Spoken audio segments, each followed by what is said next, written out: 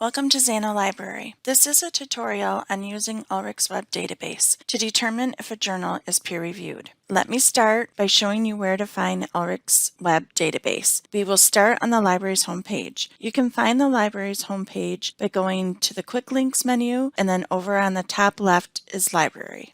Here we are on the library's homepage. So you are going to find Databases, which is right here in this blue box in the center of the page. Click on that and it will take you to the library's databases page. There you will find the databases are listed in alphabetical order. Click on the letter U. And Ulrichsweb is the first database listed. Click on it and you are taken to the home page of Ulrichsweb. Ulrichsweb is a journal directory which provides detailed information on journals, e-journals, magazines, trade journals, and newspapers. To search Ulrichsweb, you will need to type in the journal name in the search box and not the title of the article. You will not find articles in Ulrichsweb. So let's use the Journal of Criminal Justice.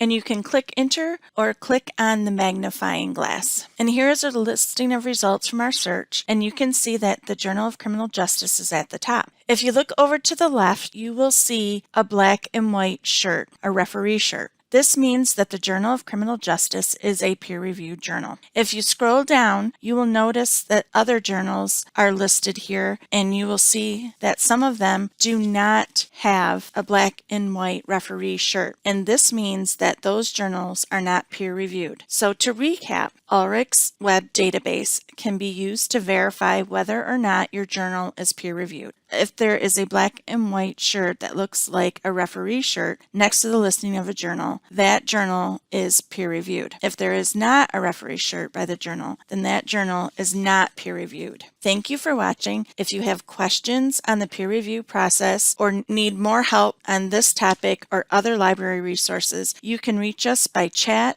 email, phone, or visit the Research Center desk. Thank you.